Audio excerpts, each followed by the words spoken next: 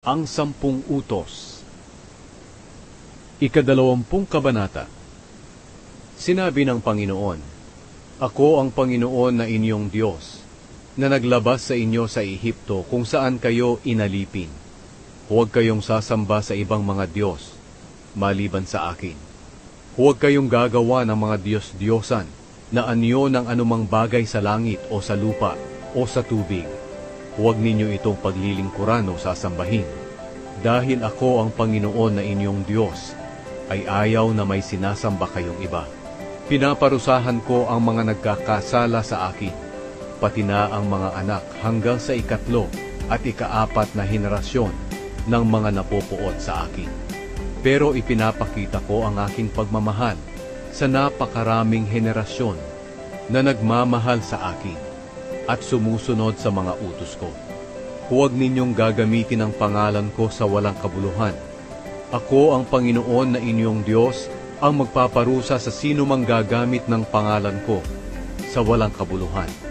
Alalahanin ninyo ang araw ng pamamahinga at gawin ninyo itong natatanging araw para sa akin. Magtrabaho kayo sa loob ng 6 na araw, pero ang 7 araw, ang araw ng pamamahinga, ay italaga ninyo para sa akin, ang Panginoon na inyong Diyos.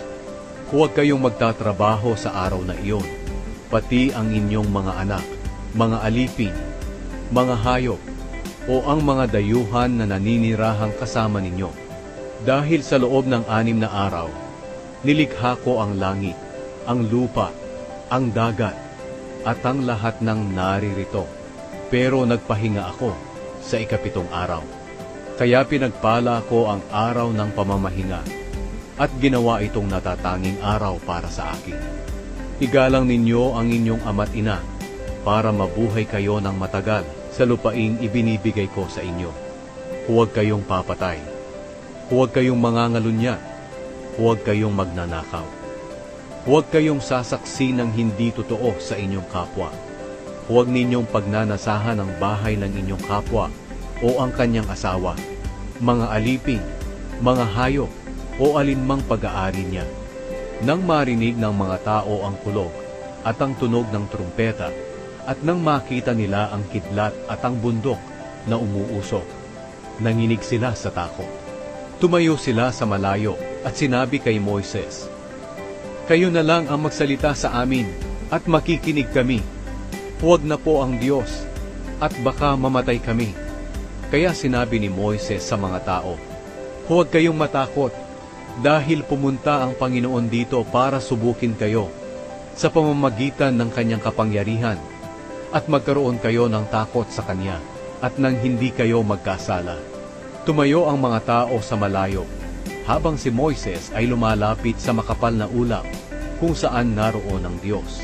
Pagkatapos sinabi ng Panginoon kay Moises, Sabihin mo ito sa mga Israelita, Nakita ninyo na nakipag-usap ako sa inyo mula sa langit, kaya huwag kayong gagawa ng mga Diyos-Diyosang pilak o ginto, para sambahin kasama ng pagsamba sa akin.